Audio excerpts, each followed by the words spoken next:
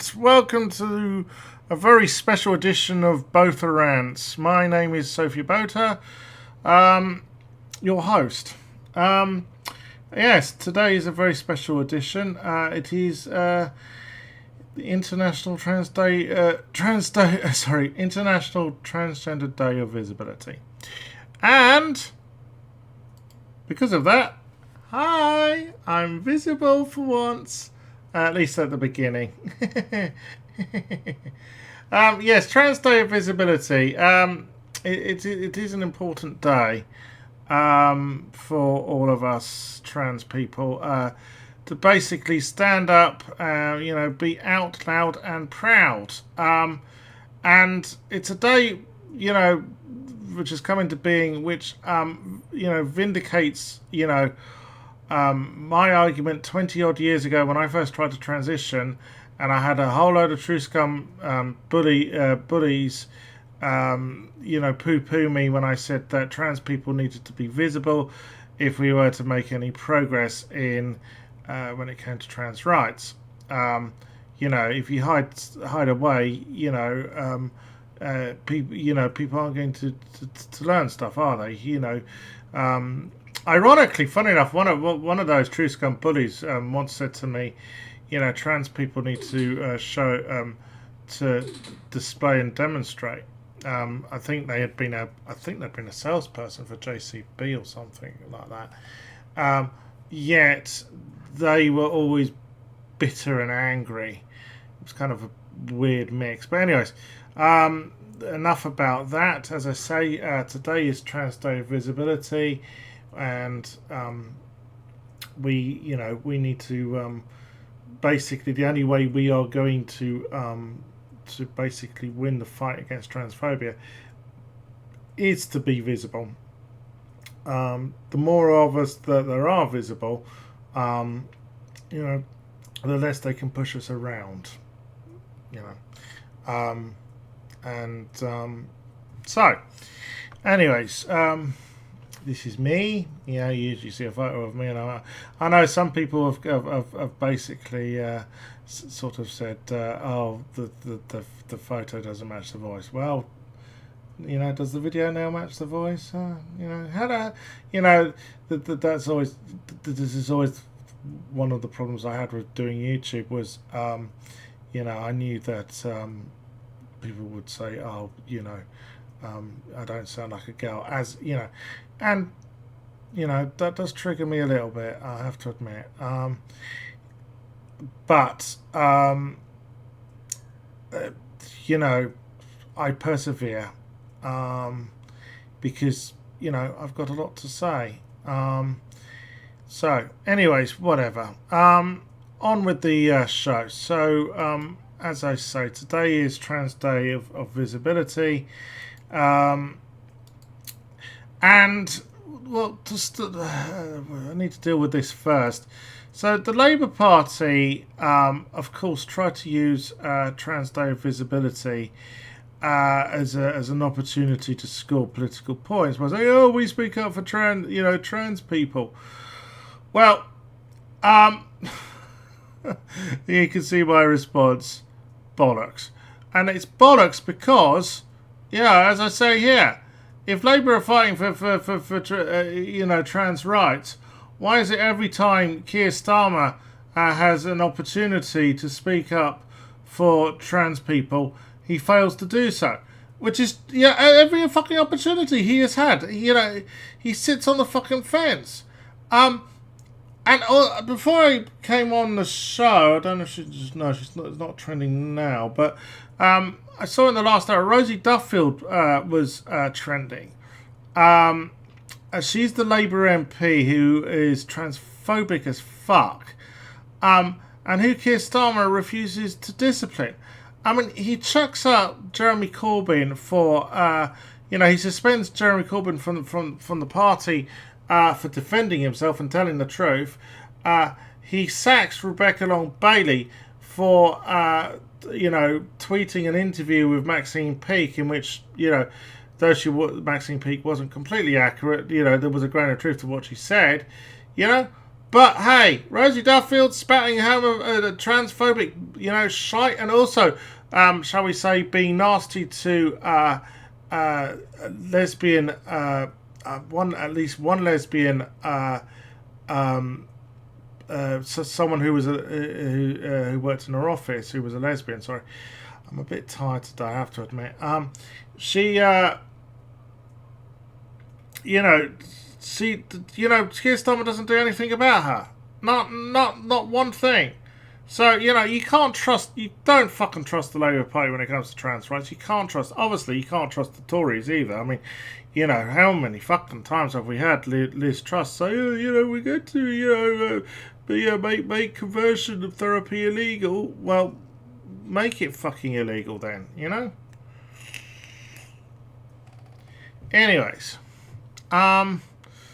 so, as I say, when I first tried to come out a few years ago, I was bullied.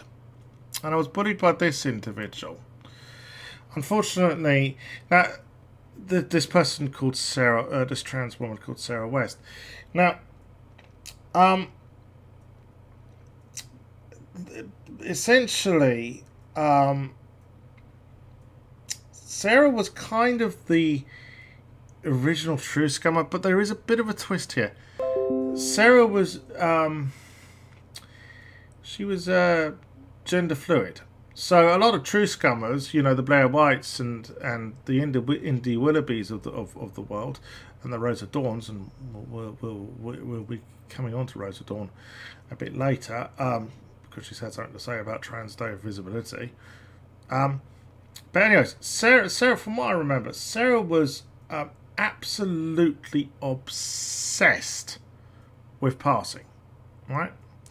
To the point where she would, basically, to make herself feel better, piss on other trans women who didn't pass as well as she did.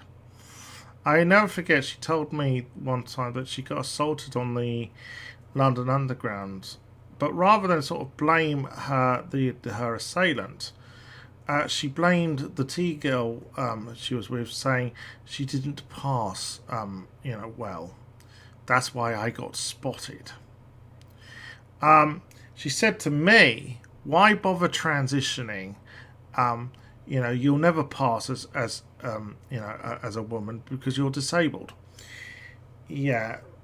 Funny enough, actually, one other person who I've mentioned on this stream before, Rebecca Batty, also knew Sarah, and Sarah said to her, because Rebecca, one thing me and Rebecca have in common, Rebecca Batty, even though, her politics got in the way eventually, the fact, if you're going to support Tommy Robinson, then, I'm not going to be a friend of yours.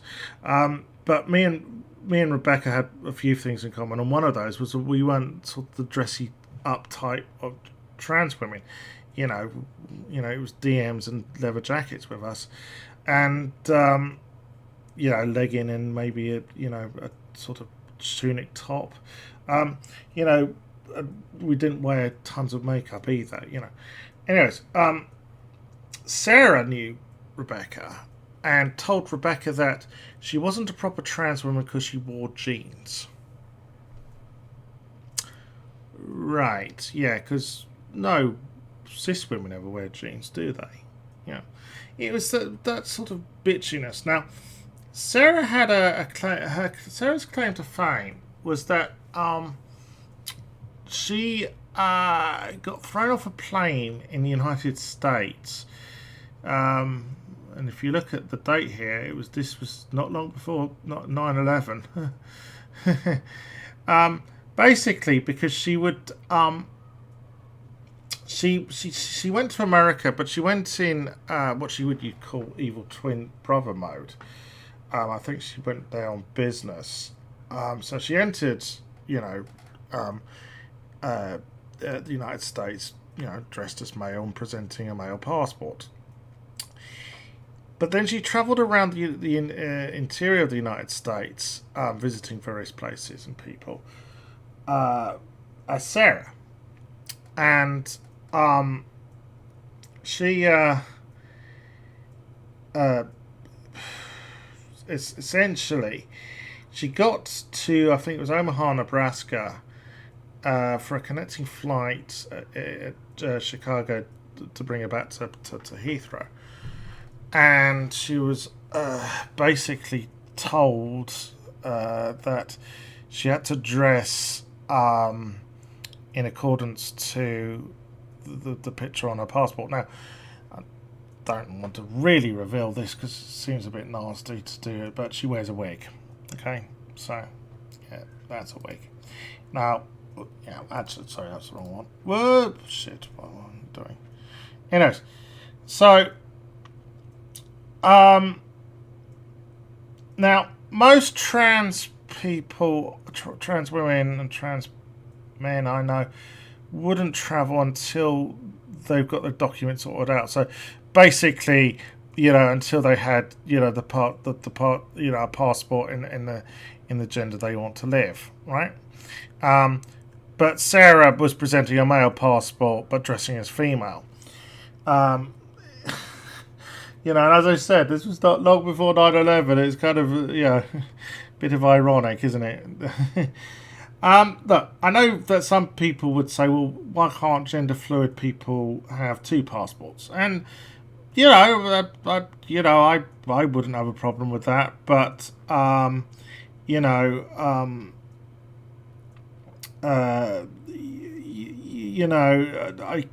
just don't see it happening at the moment. I mean, we're still fighting to get non-binary genders recognised on passports. I mean, as I said, 9/11, terrorism, fraud, whatever. I can see a multitude of problems with their, the amount of objections there would be to gender fluid people having two passports. However, as I say, in a perfect world, yeah, sure. Now, the one thing that Sarah liked to do was basically go to somewhere dressed as Sarah one week and then dressed in her, as a male self the next week, or vice versa, just to prove what a smart ass she was. Right? As I said, she was obsessed with passing, and basically would bully other people for not passing. And believe me, she wasn't the only one. As I said, this is a picture of her at the Savoy. Oh look, you see, never mind about being obsessed about passing, right? How about just be, ensuring that, there's someone like haughty-taughty place like the Savoy, basically, was inclusive for trans people. Rather than trying to have to tick all the fucking cis-normative boxes of how to conform. That's what I would say. She wasn't a nice person. I can tell you that, and I found out later that one of the reasons she got, she didn't get this nasty with me. When I was trying to transition, she got nasty with other people when they were transitioning. I found this out many years later. Basically about 6 months after I last saw her, I remember I bumped into this other trans woman called Jackie, who said to me that she said, "Oh, Sarah West." I said I knew her, and she said, "Oh." She said, and she said she was nasty to about the way you were dressing, and I went, generally, yeah. And she said, well, that happened to a friend of hers, Kirsty. Basically, they used to go to, there's a trans club in London called Way Out. I would never go there. It's not my kind of place, but if people want to do that sort of stuff, that's fine. And basically, I think Kirsty had told Sarah that they were fully going full time, and they were going to get surgery.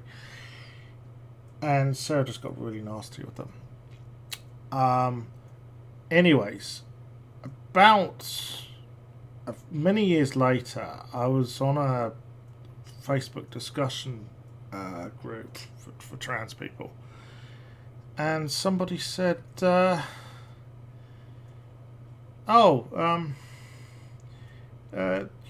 up Sarah West, and said that they used to go to her chat room, and when I told her that she was that they were going to go full time, Sarah got really funny with them. In the and I had heard rumours as to why this was, that as soon as people went full time, Sarah could get a bit weird and nasty with them. The rumour was that Sarah came from money, and I think her dad had died, but her mum was still alive, and her mother had told her that basically if she transitioned full time, she wouldn't, she wouldn't get, access to the trust fund. That is what I heard. I can't, obviously, allegedly, this was just rumour, but it kind of fits, someone who basically, couldn't transition fully, is projecting at their frustration. Because I kind of feel sorry for them for that, In fact, but what I don't forgive them for is just being nasty to other trans people because they were less capable than herself. That I don't. And, and basically Sarah would probably hate Trans Day of Visibility. Absolutely fucking hate it because, these days, things like passing, it's not, it should never be about fucking passing. What it should be about, right, is being yourself. That's the most important fucking thing. Being trans is being yourself, that's what it should be about. Hold on a second. Right. Hold on. Sorry, I'm having I'm having a bit of a technical problem. Just hang on with me 1 second.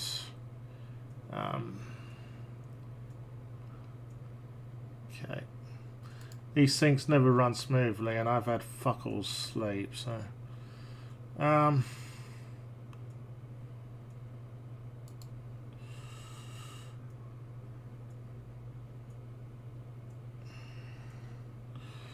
Okay.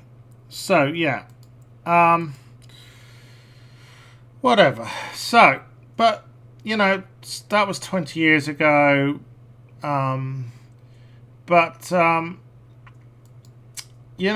True scum bullies, they're still around, aren't they? Yes, Rose of Dawn. We get to Rose of Dawn. Well, and Rose, she don't like the Trans Day of Visibility. In fact, she hates it. Well, let's listen to why, shall we?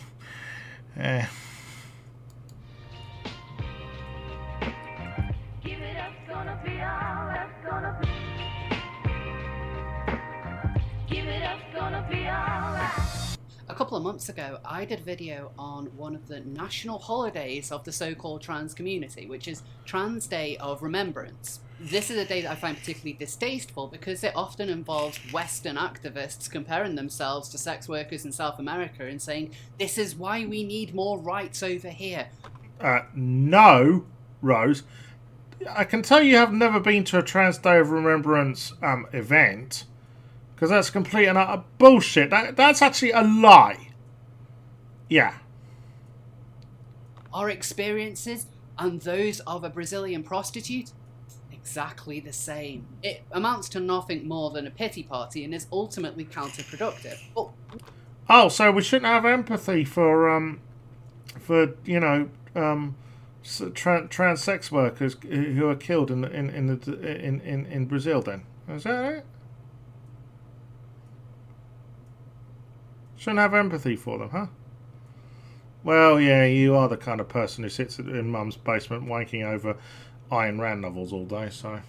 What is the opposite of this? What is a day in which they try and celebrate being trans. Well, you end up with Trans Day of Visibility, which just so happens to be today. So what is the purpose of Trans Day of Visibility? Well, it's to raise awareness of trans people. Did you know that there are such things as transsexuals? Yeah. Transsexual? Fuck me. Using the term transsexual. When was this video? It can't be that old. Couple of years? Oh, yeah, couple of years. Right? Using the term transsexual in this day and age. That's right. You never would have guessed with figures like this in the community. Oh, being nasty to someone less capable than you. Or, you don't know what their fucking circumstances are. Or who they are. Why being nasty? You're just being nasty because someone, doesn't have, the stereotypical cis-normative fucking appearance. Yeah? And you just want to, basically say, oh, look at me. I'm the good trans. I'm the one who ticks all the cis-normative stereotypes. Would you? But they are trans, and you need to be aware and celebrate their identities. Because yeah, and what's wrong with that? Everything is valid nowadays. But the day is also used for a little bit of low-key activism in the name of awareness. For example... Oh, dearie me! How dare trans people campaign for trans rights? Jeez. Oh, gee. Yeah? Oh, God, that's disgusting. That's beyond belief. Amazon's Alexa has a new voice just for TDOV, and that is the voice of trans, which tells you a story of a transgender man's transition and ends with a change.org petition asking the UN to raise more awareness of trans rights and teach it worldwide. Because that's a very attainable goal, isn't it, when you consider... Well, we've got to try, Was it Bob Crow, the late Bob Crow said, the union leader, he said, if you don't try, you'll never win. But if you do try, you could win. Yeah? Yeah. Places like Birmingham have problems teaching about LGBT, let alone the Middle East. But other than that, you don't necessarily see a lot that isn't just your average virtue signal. You'll see on Twitter or Facebook or any other social media that people are claiming that this is a particularly important day, but admittedly not many organisations really take note, and that's actually... Because it's a fairly new event. That's why. Okay? It's not been going long, okay? And I don't know if you've, particularly obviously this year and last year, there's been, the COVID pandemic, and which has meant, there's been restrictions, on what people can do, okay? So, but in the coming years, it will become a larger and larger event, and hopefully, and I personally prefer Trans Day of Visibility to Trans Day of Remembrance, because it's trying to send out a positive message that, hey, trans people are here and contributing, positively to society. Actually quite a good thing, because, like Trans Day of Remembrance, I think that Trans Day of Visibility is also bullshit. Now, that's not to say that Trans Day of Visibility is as bad as Trans Day of Remembrance, not by a long shot. But that's kind of like saying a cold isn't as bad as the flu. You don't really want either of them. So what are my actual problems with this so-called Trans Day of Visibility? Well, let's just start with the actual irony of the day itself. Visibility. You see, visibility is not really a problem for most trans people. Transitioning. She's being nasty there to the people who, supposedly don't, live up to her standard of passing. Why should they, by the way? Trans people should just be themselves. Fuck what Rose says.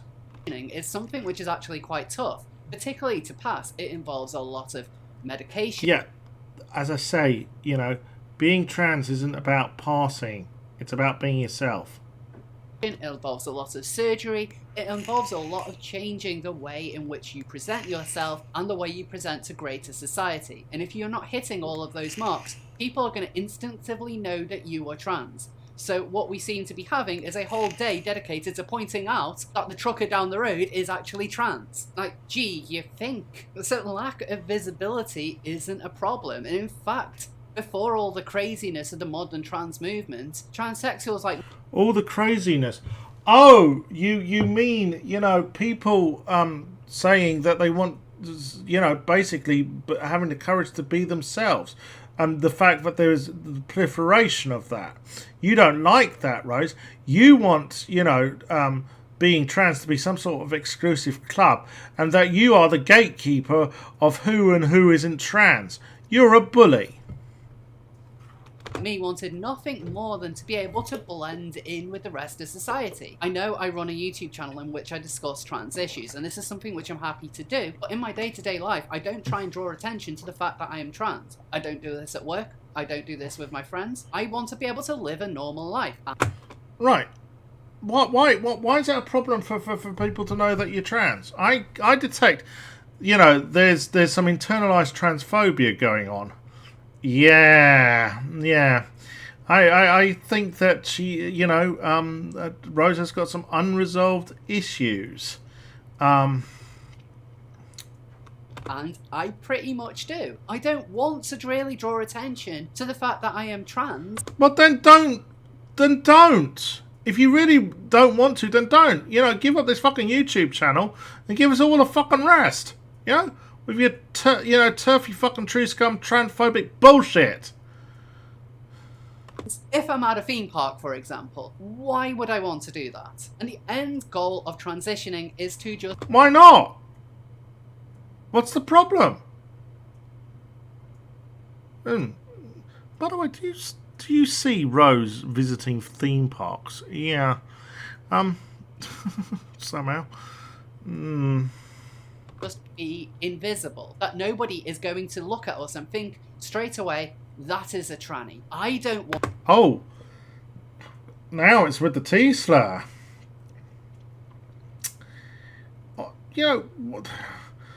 Want that, and neither does many other people. And what many other people? Who are these other people? Who you pretend? You're speaking for yourself. You're not speaking on behalf of masses of trans people. You really aren't. Kind of loon wants to be seen as trans first before anything else. We want to change the things that give us dysphoria, the medical condition. We don't really want to be drawing attention to it all that much. So why would you want to draw attention to it? Right. One of the dysphoria is traumatic. I don't deny it.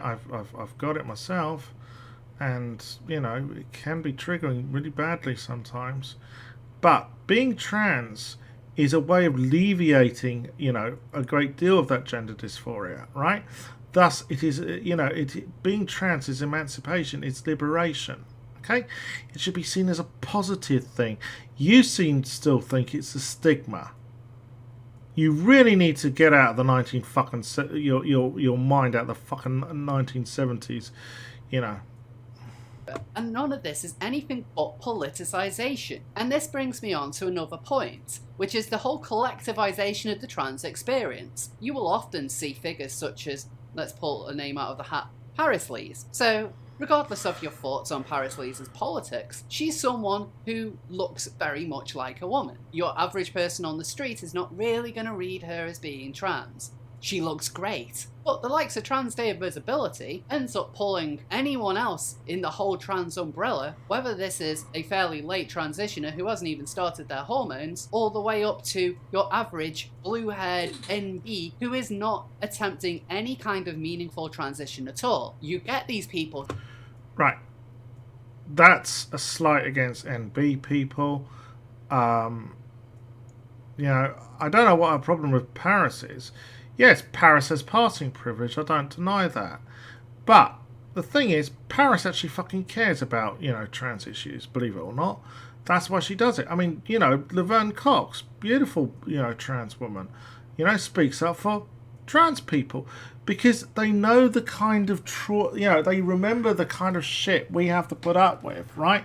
And thus want to make it better for people. You just want to keep, the same, things the same shitty way, Rose. Together, and then you just say, we're the same. You see that person is trans. Like me, I'm trans. Did you know? Did you know that I am trans? They effectively look at the people who pass very well and say, they're trans, you respect them, you respect this person who looks and acts like a woman, you respect them as a woman, so why don't you respect me as a woman? I'm trans too. Nobody really has that much of a problem with a trans woman who passes completely. But someone who looks like the moon or a bog standard MB, who doesn't really use pronouns to match the way in which they look, that's a little bit hard. Rose, not everybody is capable as you, right? It is the ironic thing, right? I've actually, if when it comes to true scum, trans medicalists, whatever you want to call them, I've ticked all the boxes. I've had medical intervention. I do as much as I can do to look feminine because I want to look feminine because I am feminine. Blah de blah de blah, right? But I will speak up for those who are, even less capable than me. And believe me, with all the disabilities I have, I've had to overcome some hurdles. I don't think I look bad personally, and fuck anyone else who thinks otherwise, right? So, just. She just shits on people for looking different than she does. That's bigger. That's just being a bigot. I mean, she is a true scum bigot. Of course, I've forgotten to explain what true scum is again to people. Not even every trans person knows what true scum is. Right, true scum is originally meant someone who was a trans medicalist. Trans medicalist means somebody who believes that you have to have, basically you have to have medicine and surgery. You have to have dysphoria to basically be trans, right? But essentially, what true scum has come to mean now is you're basically other trans people pissing on other trans people. Or dumping on them, whatever, because they're not trans enough to them. To really respect. And so trying to compare these two kinds of experiences and saying, you respect this one person, why aren't you respective of me, is a little bit of a push. And then this leads me on to my final problem with the day as a whole. And what's the problem with being respectful to diversity? Huh? Just accepting everyone's different. They are. What's the problem with that? What's the problem? But, sorry, I'm waiting to hear what the issue is there. Is the Trojan horsing of the trans community. As I mentioned earlier, in the early days of the whole trans community, let's say 10 years ago, the whole aim was to just integrate into society. It's not to break down gender, redefine what it is to be a man or a woman. It's just to live. Oh, you want us all to be conformist farts? No, fuck off. People have the right to be different, and because we're all born fucking different. If we were meant to be the same, we would have all been born clones, okay? Live as a man or a woman, it's that simple. But in the multi-gendered world of current year, this is no longer good enough. Actual trans people can have a fairly tough time, and whilst my life now is certainly much easier than it once was, I did go through some difficulties early on in my transition. Yeah, and now you're taking it out on all the rest of us, aren't you?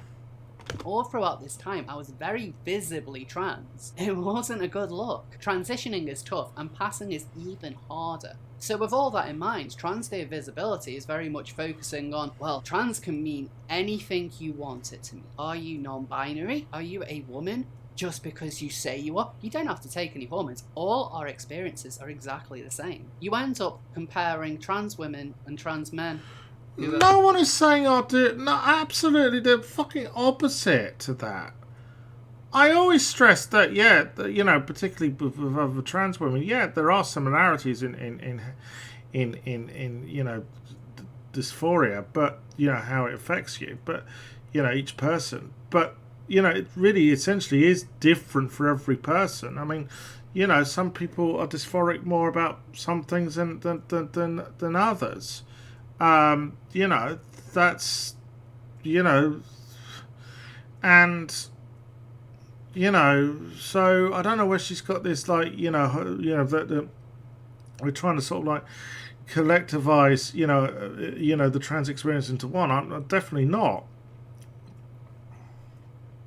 Have taken all this kind of medication and directly comparing them with an MB and someone who has no aim of transitioning in any meaningful sense. Yeah, no. Non-binary people do transition, Rose. They trans means transitioning from the gender you were assigned with at birth. Non-binary people are doing that. They're not changing their name, they are not taking medication, they're not really changing their style all that much, but they might change their pronoun. They might now go as Z or they. And so you have them saying, hey, I know I've done nothing to transition. What's wrong with those pronouns? Whatsoever, so nobody really sees me as trans. Oh, you see, the thing that she keeps going on about surgery and medical treatment, hormones, whatever else. Basically, this is sour grapes. This is, I have made all this effort, so other people should be able to make all this. Have to make all this effort.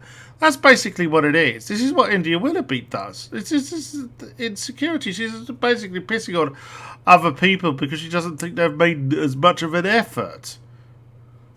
What a judgmental cunt.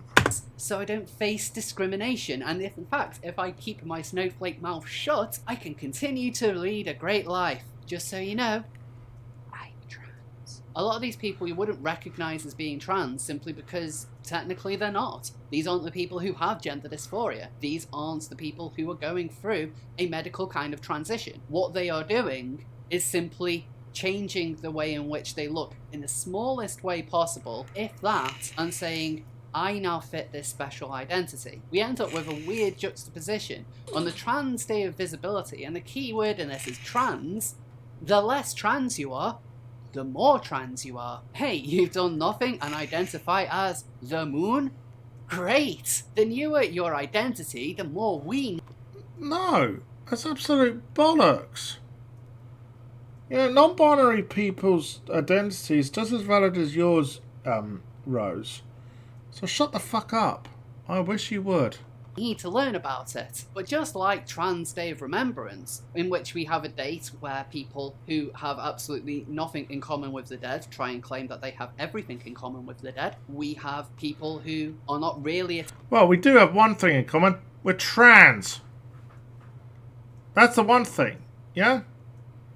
Now, sure, transphobia, in Britain is a lot less than it is in some, violent, transphobic hate crimes are a lot less in Britain than they are in some places in the world. But it doesn't mean that we don't understand, the suffering of trans people, who have been, who have been victims of transphobic hate crimes, attempting any kind of transition, and they compare themselves to people like me, who, not to really toot my own horn, but I think I've gone through quite a meaningful transition, don't you? There's this whole narrative that it's here to just simply raise awareness of the issues that we all face. But a lot of the people who do this, the visibly trans people, don't shut up about it at all. Every single day of their life is a Trans Day of Visibility because they say they're trans and they will not shut up about it. They are visibly trans. And yet we seem to have this one magical day in which now they are visible. Now you need to respect them. Trans Day of Visibility is meant to only occur on the 31st of March. In reality, it occurs 365 days a year. I've always found these whole days of awareness to be particularly bogus anyway. Unless you're raising money for a direct cause, people are going to be aware of what it is that you're talking about, and especially if you are trans. People are going to visibly see it unless you look like a supermodel. So it's one day we make an effort to raise awareness more than any other day, okay? We're always trying to raise awareness to at some level. But it's a day to focus in really, putting the stops out and doing that. That's the whole idea, you stupid schmuck. Let's not draw attention to it. What are your thoughts on Trans Day of Visibility? Do you think it's important for trans people to be more visible in society? Do you think, despite the fact that we have a medical condition, which means that we get quite dysphoric about being reminded... You should see trans as liberation and emancipation, Dawn, not as a fucking stigma. That's my message to you. Alright, okay. Alright, so one reason we need things like Trans Day of Visibility and Pride and Visibility. This is a speech Sylvia Rivera gave at Pride, New York Pride in 1973. Just listen to what she has to say. This is almost 50 years ago. Let her speak. Just a moment. Just a moment. And I should explain, at this time, right, despite the fact that trans women were at the centre of the Stonewall riots, soon afterwards, when the sort of, the civil rights, lesbian and gay civil rights, started to sort of basically gather steam in the early 70s, they threw trans people under the bus because they said they couldn't be taken seriously. That's why. So there was always this animosity with trans people appearing at Pride. So, well, as I say, have a listen. Just a moment. I would like to avoid any trouble. This is a day of unity for us. I want us to be happy. All right, it's up to the gay people. What do you want to do?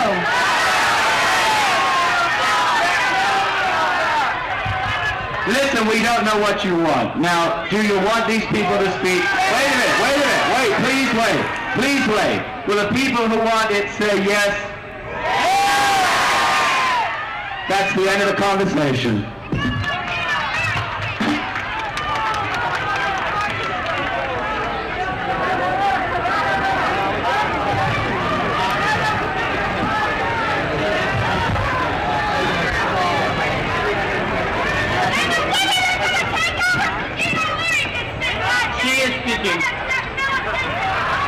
I said the same thing. You're right.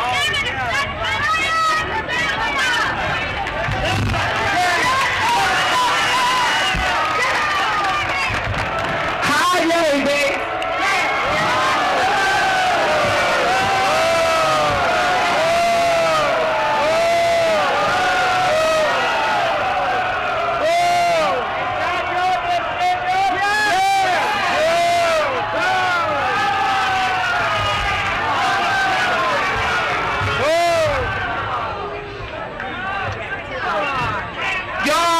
Quiet down.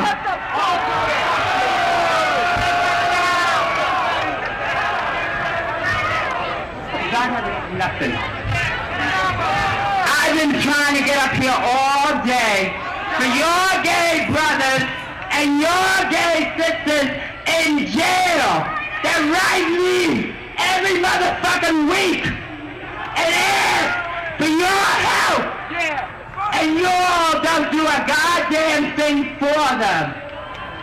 Have you ever been beaten up and raped in jail?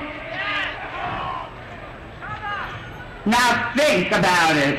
They've been beaten up and raped after they haven't spent much of their money in jail to get their cell phones and try to get their sex change. The women have tried to fight for their sex changes or to become women of the women's liberation. And they write STAR, not the women's group.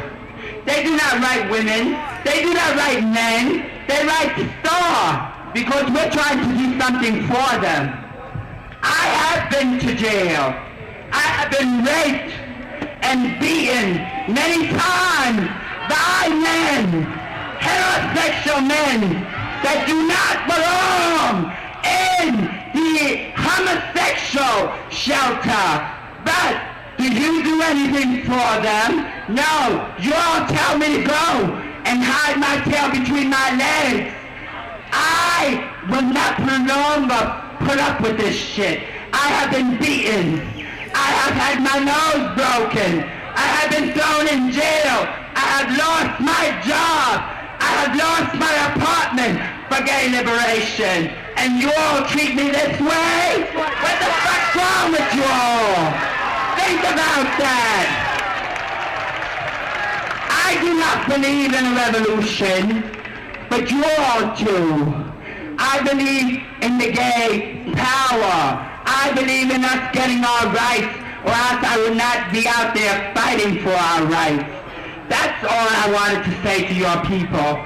If you all want to know about the people that are in jail, and do not forget Bambi Lamore and Dora Marks, Kenny Messner, and other gay people that are in jail, come and see the people at Starhouse on 12th Street. Basically, what Sophia lists here, all the grievances about losing a job and losing her apartment and being thrown in jail. This shit is still going on 50 years later. And we're still facing animosity from some quarters of the LGBTQ community. It's, you know, this is 1973. And when I saw this speech a couple of years ago, I just thought, fuck me. You know, not a lot's changed, has it? You know? This is why we need Trans Day of Visibility, to say, here, we're here. You know, stand up and be, you know, we are prepared to stand up and be counted. Yeah? That is why we need it. Right? So, got a few articles. There was a few articles in the press today. These are the ones I managed to pick up on. So, how trans allies can champion transgender voices, and there are some really good trans allies I know. I mean, you know, Kevin Logan. Please do go and subscribe to his channel. Cult of Dusty, you know, go and subscribe to Dusty's channel. Yet another really good trans ally. Volsh, he's been, you know, Volsh was the one who finally, you know, basically tore, you know, Blair White's bullshit apart. You know, those are you know, people who are really good, you know, trans allies on YouTube. So let's have a read of this.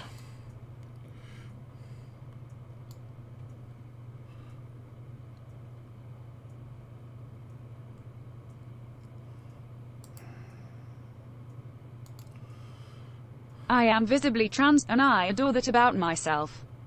I thrive in my genderqueer expression. I feel genuinely excited to get dressed each morning in celebration of my identity and selfhood.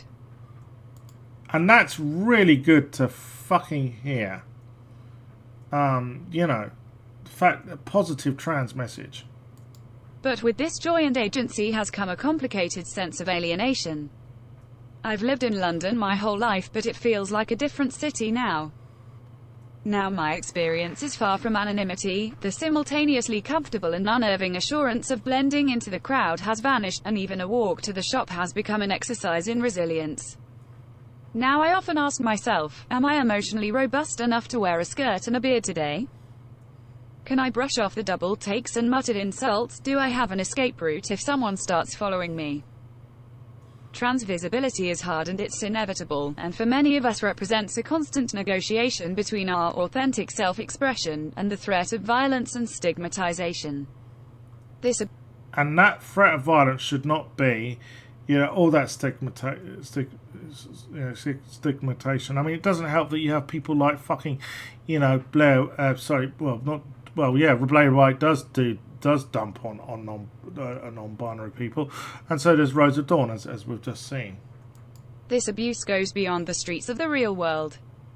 Last week marked a year since I left social media, largely as a result of the bombardment of trans-related content being circulated around my network. It was becoming detrimental to my mental health. In the end, it stopped mattering to me whether it was supportive. All I felt was the overwhelming sense of being scrutinized, depersonalized, or minimized into lofty, irrelevant discourse, and bandied about like a litmus test of acceptability in the comments section.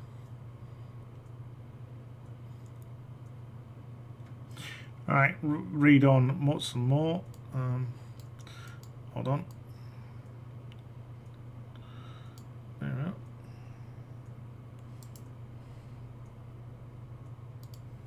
Most people are familiar with the omnipresent toilet question, but imagine how personal and threatening that disembodied discussion feels in the moment I walk into a public bathroom, and someone glances my way for just a bit too long.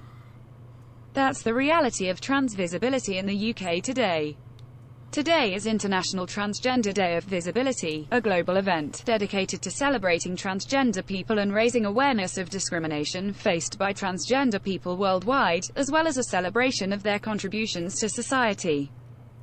It was founded by the wonderful trans activist Rachel Crandall in 2009 in response to a lack of recognition of trans people within the LGBT+ and wider community. I don't think anyone could argue that that's still the case in 2020. You see, one of the things I remember when I sat on the National Executive of LGBT, what is now LGBT plus Labour, it was just LGBT Labour in my day, was that basically, there was a lot of gay and lesbian people who basically think, trans people were an afterthought, shall we say. This is why there's recently been a split. There's now a separate trans group. What I would sort of say is, if it's not, militant, turfy lesbians telling you that you're not a woman, then it's gay men telling you, you're a gay man who's just taking things a bit too far. And of course, some TERFs actually do that to trans men, saying that they're really butch lesbians who are just taking things too far. No. Not at all. I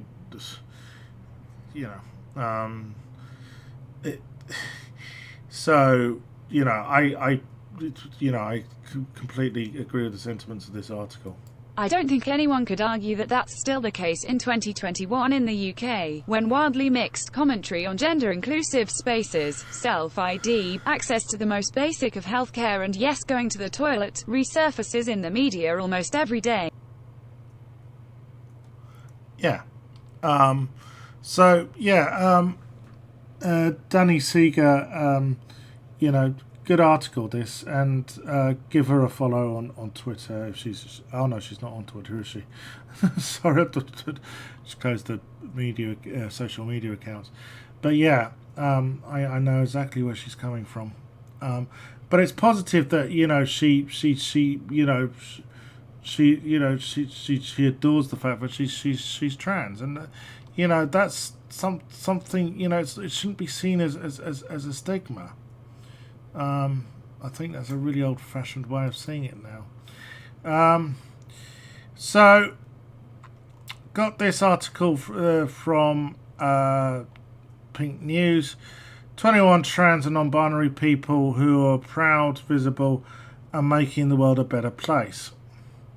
Today is the 12th annual Trans Day of Visibility, the day of the year where we celebrate the whole spectrum of transness and are inspired by trans people who are visible, proud, and working to make the world a better place.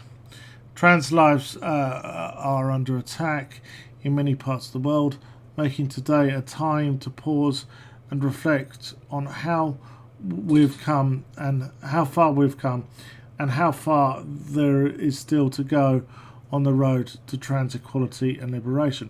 Yeah, I did see a tweet from somebody saying, Trans Day of Visibility is all very well, but, they would like better access to healthcare, rather than visibility. And I can understand where they're coming from. With this in mind, here are 21 trans and non-binary people who are not only out and proud, but helping to build a world where trans people of all genders can live safe, joyful lives.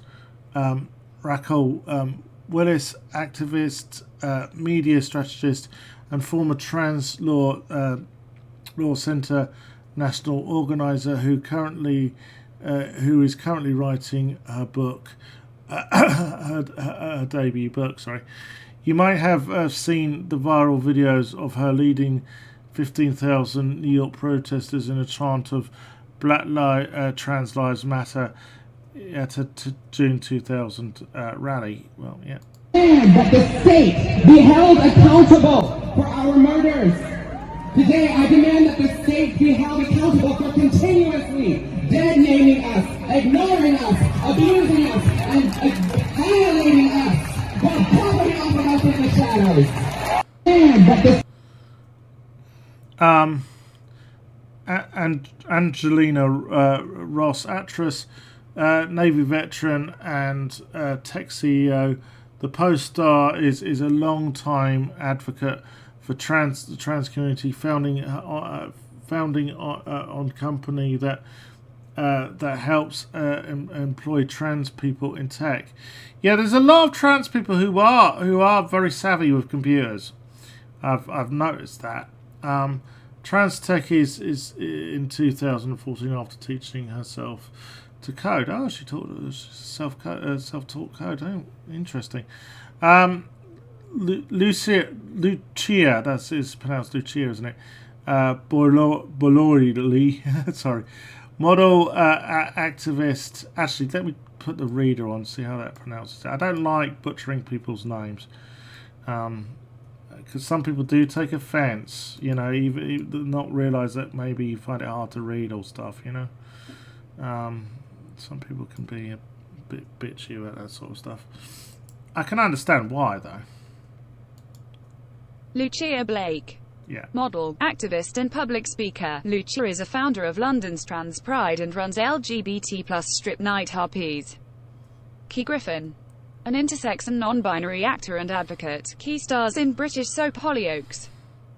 Chala Mann. Deaf and trans artist, actor and model. Chala rose to prominence by documenting his transition on YouTube. He's gone on to star in campaigns with brands like Calvin Klein and continues to use his platform to advocate for trans rights. Now, they've mentioned Abigail Thorne, obviously better known as Philosophy Tube, a YouTube veteran who has sought to educate the world with her videos that blend theatre production and top. Well, here's the thing, right? She's only just come out. I mean, I know there's a lot of stuff on her channel, which actually, the one video, I was reminded of this the other night. The one video I always recommend from Philosophy Tube is the one on Antifa. It's actually really informative, and I would suggest people go and watch it.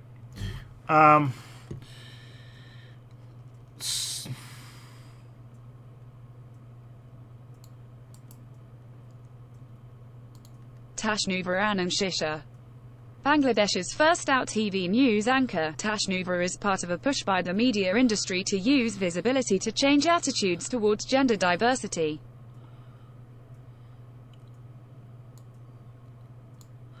Yeah, particularly in a country which has an Islamic majority. So, stupid thing. Hold on.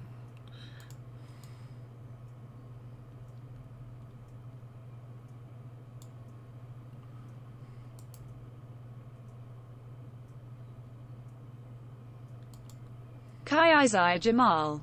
Poet and activist whose work addresses growing up a trans man in a Muslim family. The trans visibility activist also walked at London Fashion Week in 2020 and graced the front covers of several magazines. Wednesday Holmes. Non-binary lesbian artist and activist with Voices for London. Zaya Wade. The 13-year-old trans daughter of Gabrielle Union and Dwayne Wade, who has inspired trans teens and their families worldwide since coming out last year.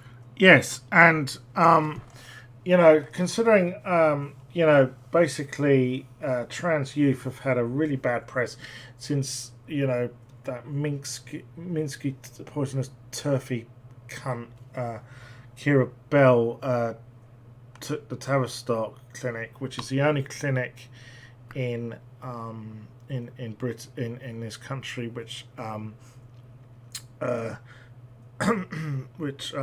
treats trans youth. It's not been good. And we, but the thing is, I'll say this again and again and again, Kira Bell's experiences of regretting transitioning are, are in the minority. There's less than 2% of trans people who transition regret transitioning. But because the media doesn't like, trans people, because trans people have the courage to be themselves, and they think everyone else should be, repressed and basically slaves. They make it out it's more than it actually is. The 13-year-old trans daughter of Gabrielle Union and Dwayne Wade, who has inspired trans teens and their families worldwide since coming out last year. In March 2021, Zaya met Michelle Obama. Freddie McConnell, journalist, dad and trans man who's taking his legal fight to be named the father, or parent, on his child's birth certificate to the European Court of Human Rights. Sean Fay, journalist, podcaster and author whose book, The Transgender Issue, is due in September 2021 and promises to spark change. Stella Keating, a 16-year-old trans girl who spoke at the Senate Judiciary Committee arguing in favor of the Equality Act, and she was the only trans person there. Well, that's a good 21. That's a good question. Why was she the only trans person there? Considering the Equality Act is going to help trans people, you kind of think there'll be more trans people called to give evidence. Fuck, I've lost my place now. Ah, here we are. So.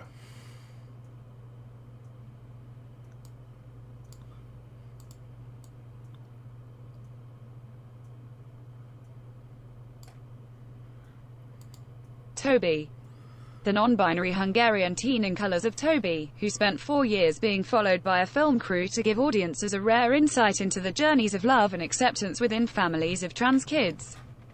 Lena Bloom, actor and model who made history as the first trans woman of color to be featured in Sports Illustrated's swimsuit issue. Elliot Page, the most famous trans person in the world probably, and a legend who came out as trans in December 2020 and immediately began advocating for trans kids. Yeah, and she's doing really... Oh, shit. Very naughty, Sophia. Fuck. Sorry. He is doing stellar work. Speaking of for trans kids. Really is. And they've got a lot of abuse from people like Ben Shapiro. Yeah.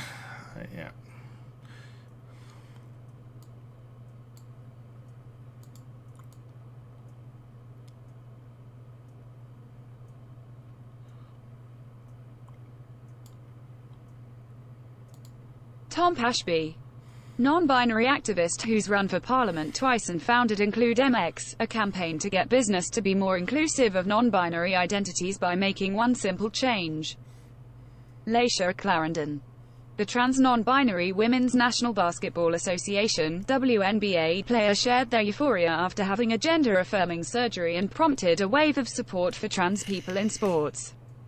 Shivani Dave, bisexual BBC presenter who came out as non-binary, live on air to make a powerful point about acceptance.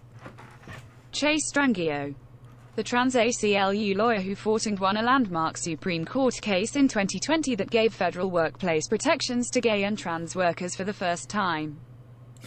Yeah, these are people who are doing their best to speak out for the well. These are the visible.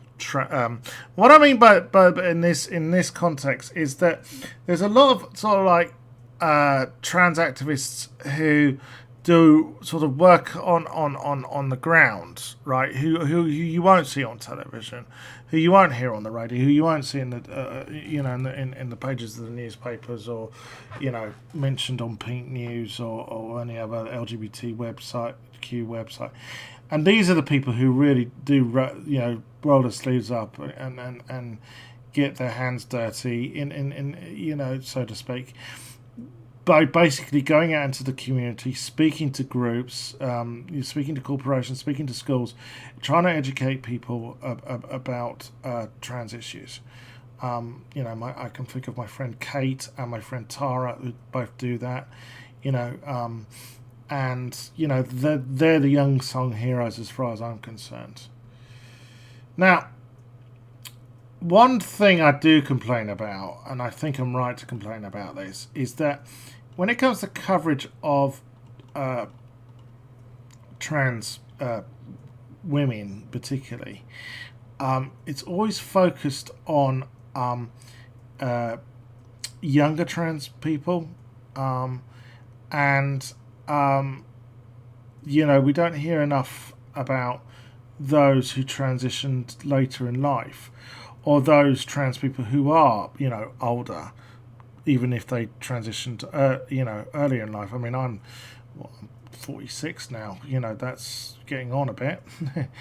I transitioned when I was younger, but there are a lot of people who do transition later in life, and their experiences do seem to get overlooked sometimes. So I'm glad of this Metro article today about older trans women who are showing that what it's like to transition later in life. My friend Paula, she didn't transition until later in life. Another friend, Vicky, that you wouldn't know it. Absolutely, the loveliest of people. They really are.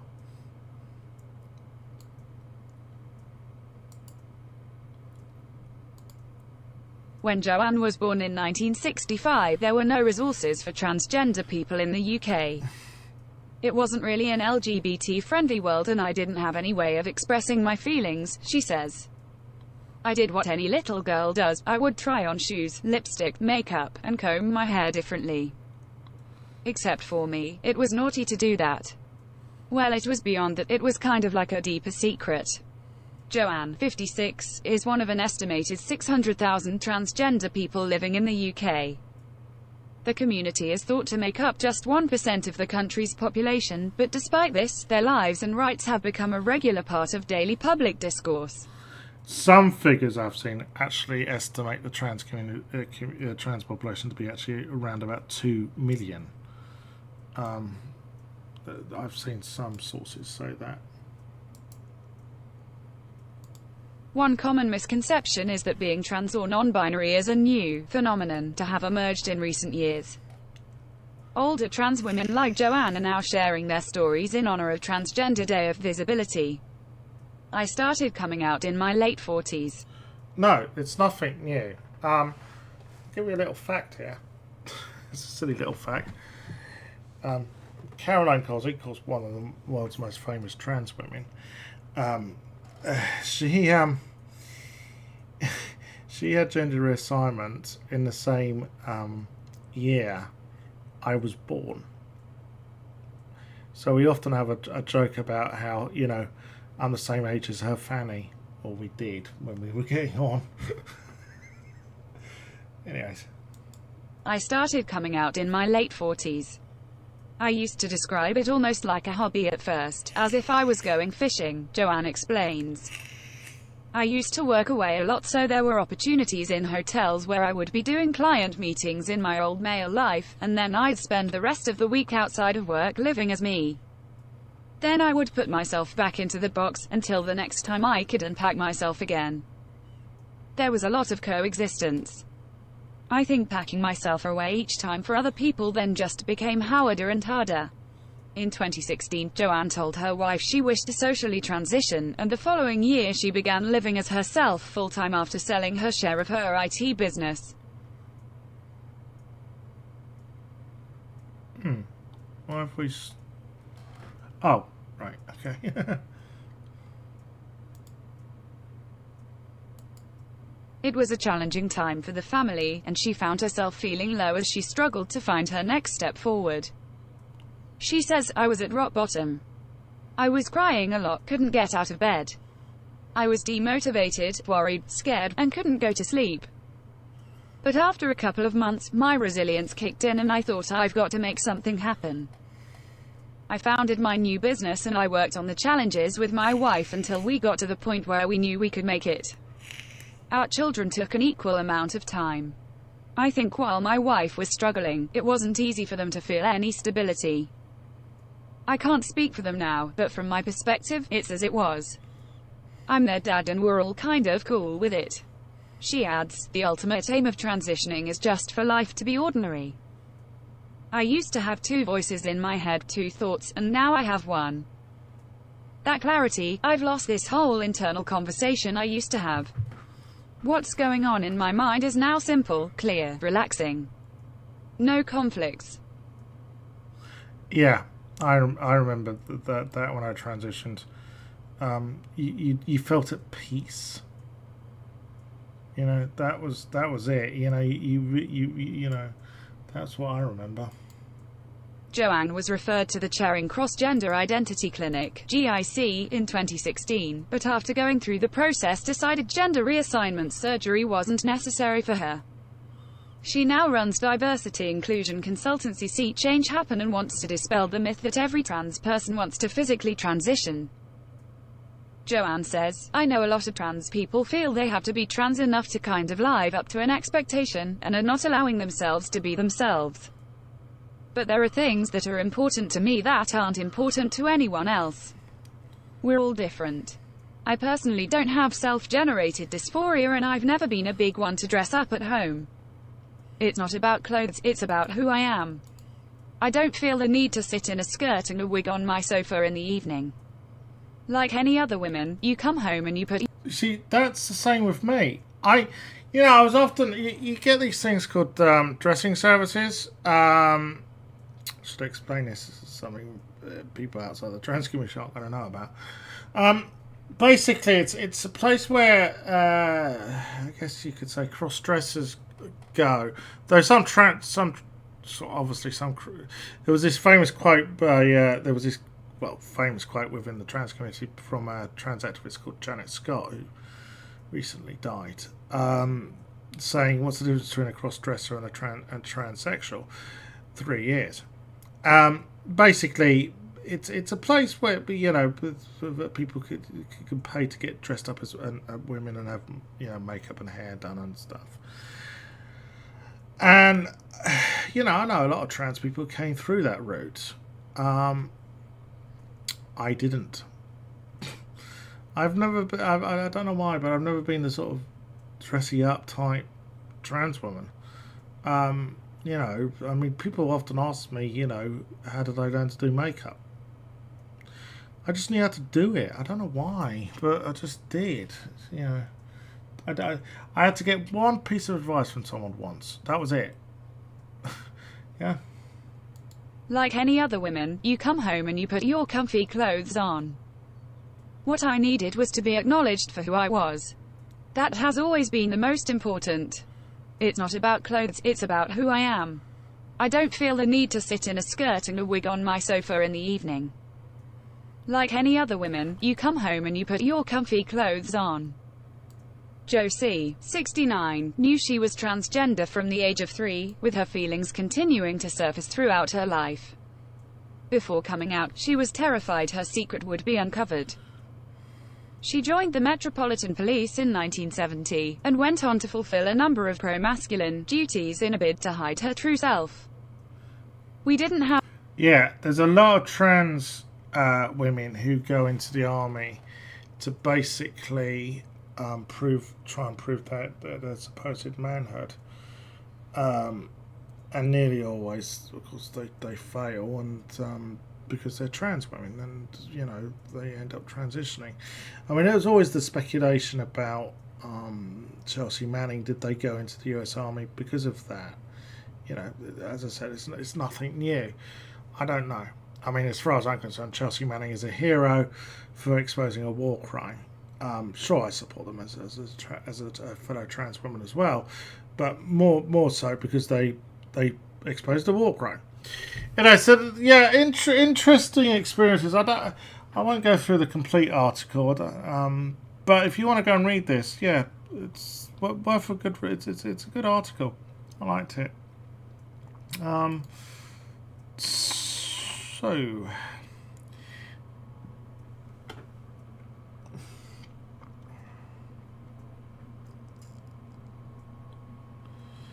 Until we can acknowledge the racist and this is an article from Pink News again. Until we acknowledge the racist and colonial roots of transphobia, transday visibility will remain a Western scam. So let's have a read of this, and I'll respond when I feel it's appropriate. Nava Karan is an all-round goddess in the form of a multi-gender trans woman, badass entrepreneur, community educator, organizer, writer and choreographer from India, based in Meanjin, Brisbane. Their work aims to create platforms for storytelling that is accessible and safe for identities of various intersections and communities.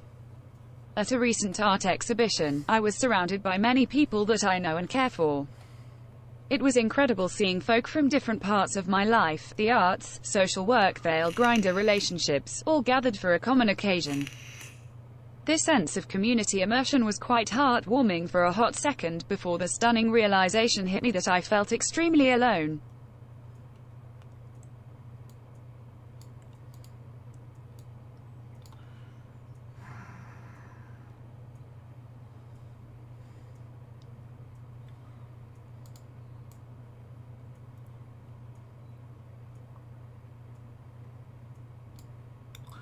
Oh, for fuck's sake.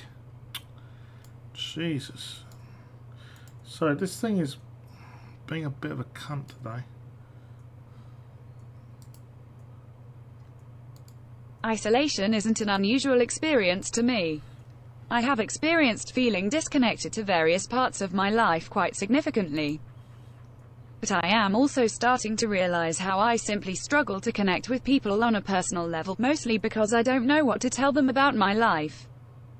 My challenges around being colored, having a complex immigration status, being unapologetically transgender and experiencing intricately poor mental health puts me on a very dangerous and often inaccessible intersection. There is very little honesty that I can bring into conversations without addressing the many debilitating systems that govern my daily life and its consequences. And because my experiences with these systems are so daily, they're often at the forefront of my mind. Like, I would love to converse about fashion and astrology with the rest of the queers, but I am suffering, quite intensely and daily, and honestly responding to, "How are you?" is exhausting. I made a conscious decision last year that I am done begging for space and validity within inclusion and diversity quotas. I decided that I am no longer going to justify the humanity of marginalized folk to be seen as relevant or even worthy enough for the sake of opportunities and space. There's no point petitioning for a place at the table, when, really, we eat differently. The cost of this, however, has meant pursuing an extremely lonely and displacing path.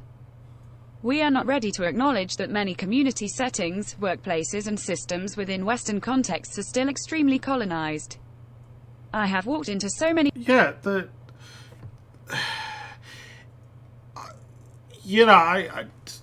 I was, I've spoken to Jackie Walker about this. There's an interview on my channel with Jackie, who's an anti-racist campaigner, and she's black, and the amount of, it's not just people sort of coming up to someone and calling the N-word or the C-word, or being malicious. There are so many subtle forms of racism which people, white people won't pick up on, but black people will when it's directed at them. And also, as well as racism from wider society, obviously I can't ignore there isn't that much racism within the LGBTQ community, which I've seen, but I'm sure there is, there is racism. I mean, as I've personally said in the past, I've suffered from anti-Semitism within the trans community. So it wouldn't surprise me if there's just, out and out race, normal bog standard, racism. I have walked into so many white spaces and have been rejected for my brownness, often quite violently. I have navigated into people of colour spaces. Oh, but of course, there was a report out today. I mean, I know this is this is Australia, but there was a report out today, and Australia is known for being a pretty racist country. There was, of course, that report out today by a racist denier who's concluded that there was no such thing as institutionalised racism in this country. We will get into that tomorrow, but... I have navigated into people of colour spaces and felt the inescapable judgment for my queeriosities. I am often... Right, so, double whammy there, that, basically white people reject them for not being white, and, those, non-white people reject them for being queer. Yeah, that's a pretty lonely existence. Definitely. I am often at events where the majority of people of colour in the space are either performing or serving the white patrons in the club. I see white queers appropriating and co-opting black culture, which besides being extremely racist, has also now resulted in queer non-black people of colour taking on similar behaviours. We aren't ready to recognise the assimilationist tools of white supremacy that not only pressure people of colour to perform in certain ways in order to deserve any ounce of community, belonging, respect and visibility, but also forces us to colonise each other for the same. And the cost of not conforming to these norms is more isolation and displacement. I have had to bend in so many ways to be palatable to so many different groups and communities that I ultimately feel like an entirely rejected platter of poorly understood food. I find it so interesting, too, that more and more transgender folk are being regarded with this faux sense of royalty. I get told that I am a goddess and that my beauty is heavenly and undeserving. There is absolutely nothing wrong with this. Please shower me with poetry. But really, these comments also easily perpetuate the stigma of queerness being performative. That we queer people of colour show up to events and spaces looking thrift shop rich because we enjoy the attention and glamour. I would rather people sit with their discomfort with femininity and transness than skip over it entirely and compare me to a distant notion of God. I would rather be deeply understood for the multiplicity of my trauma, intersections, work and aspirations as a part of my humanity than be compared to fiction. I want to be seen for my beauty and be loved for it, instead of being put on some unreachable pedestal for your own comfort. Trans Day of Visibility is as much of a scam as anything else that the Western corporate and capitalistic world spews as a way to show that it cares about marginalized folk. We are not ready to acknowledge the racist and patriarchal roots of transphobia. We are not ready to acknowledge colonization, both past and ongoing. And therefore, we are neither prepared for the visibility of trans people nor have capacity to appropriately acknowledge the levels of complexities that trans people across the world experience. Funny enough, I kind of understand what they are saying, but I don't think that, we should discount Trans Day of Visibility. I just think we need to make it more fucking inclusive. That's what we need to do. If people are feeling left out, then, we need to look at that, as I've said, I've often felt a bit, estranged from the trans community for being disabled. That's been an issue in the past, as I explained early on, with Sarah West. you know, so anyways, on to the next article. Unfortunately, I have to deal with some, you know, before we get to that, so yeah, yes, Donald Trump trolled with huge trans lives are precious billboard outside the Mar-a-Lago, his Mar-a-Lago home. Former President Trump is being trolled with a pro-trans billboard outside his Mar-a-Lago home. This is that's a good way of raising the issue of raising the issue of trans rights.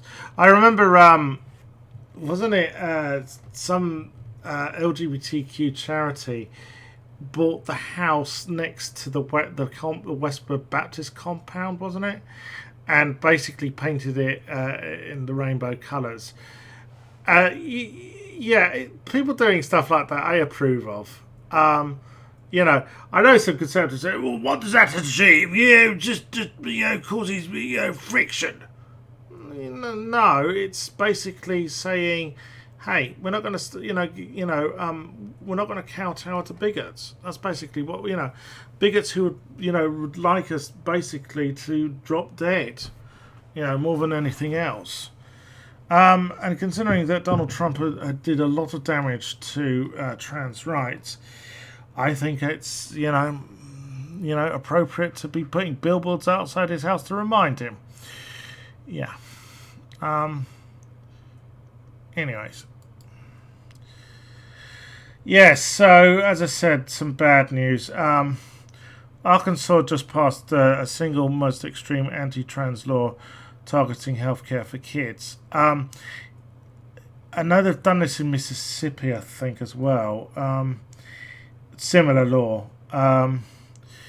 But Arkansas really does seem to be becoming the hotbed for transphobic and homophobic bullshit at the moment, because there was another bill I reported on where basically they were going to let doctors and paramedics refuse treatment to LGBTQ people. So let's get into this. The Arkansas Senate has passed a bill that would prevent medical practitioners from providing health care to trans minors, in a shocking blow to the LGBT+ community. The Senate passed HB 1570 on Monday, the 29th of March, making Arkansas the first state to ban puberty blockers and hormone treatment for trans youth.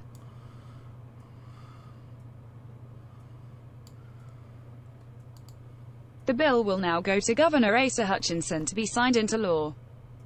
LGBT+ rights activists are calling on the governor to veto the dehumanizing law. Chase Strangio, Deputy Director for Transgender Justice at the American Civil Liberties Union (ACLU), said HB 1570 is the single most extreme anti-trans law to ever pass through a state legislature.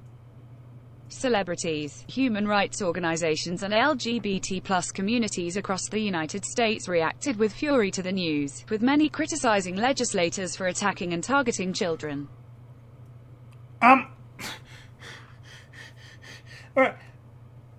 They don't know the consequence of this. Basically, if trans youth can't get the treatment they can, that they need, they could very well commit suicide. Yet again, it's this fallacy that the majority of trans youth, are going to regret this, and what about the children, which is always the emotive line, which is just as bad as Godwin's law. The thing is, as I've said time and time again, minority of trans people who transition regret transitioning. So. Laverne Cox has basically slammed Arkansas for this. There is a video. Let's have a watch. Plethora of bills introduced in state legislatures all over the country targeting children, targeting transgender children. It's exhausting. I encourage us to look at this in the context of years-long attempts to stigmatize and further marginalize trans people and have that stigma codified into law. This is not new. We've seen bathroom bills, we've seen other bills in previous years, and now we see these bills like HB 1570, which would criminalize doctors providing healthcare, medically necessary healthcare to children. There have been a plethora of bills. She's right. It's fucking exhausting, and I've got more, unfortunately. Yeah, a plethora of bills, in various states. Yeah. Well, this was actually an executive order. And from what I know of the Christy Gnome, she's a nutcase.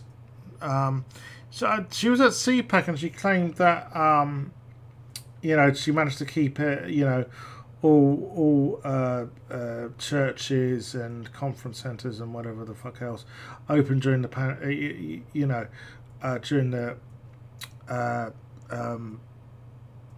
COVID-19 pandemic, and that there hadn't been a spike in COVID cases in South Dakota. Well, actually there was, and wasn't there that motorbike thingy? Was that in South Dakota or North Dakota? I can't remember. Anyways, but she's obviously falling in line with all the other wretched fucking Republicans, and basically just going to cause more stigma towards trans people. Thanks for that. Trans people also pay tax, you stupid cunt. That's my trans people buy stuff, they pay taxes, they live lives just like everyone else. Why? What? You want to get back at Biden? Oh, right, okay. Well, why don't you criticize Biden for bombing Syria? Yeah. Or for throwing, kids continuing to throw kids in cages. Yeah? No, you're not going to do that because you approve of, basically warmongering and fucking racism, don't you? It's... you're just going to take it out on trans people, and trans people are going to be persecuted and killed. Thanks, you stupid cunt.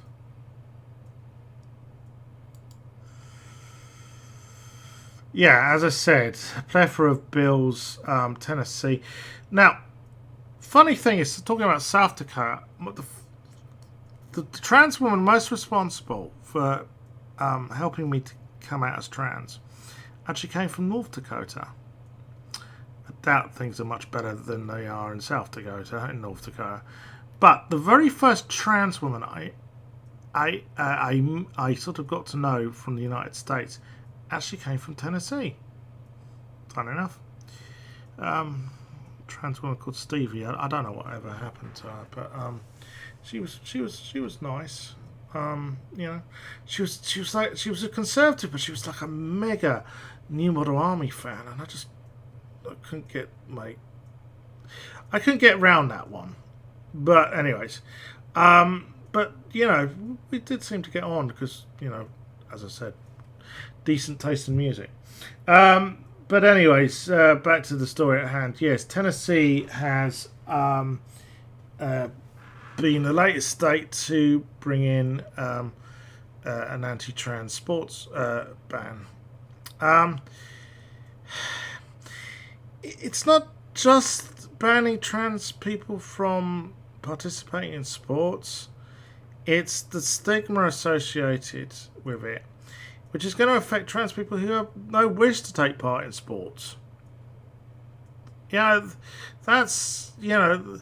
this, you see, the thing is, they think they're onto a winning, you see, you just can't go like, basically because there's fuck all evidence that any trans people, trans women fucking rape cis women in female bathrooms, right?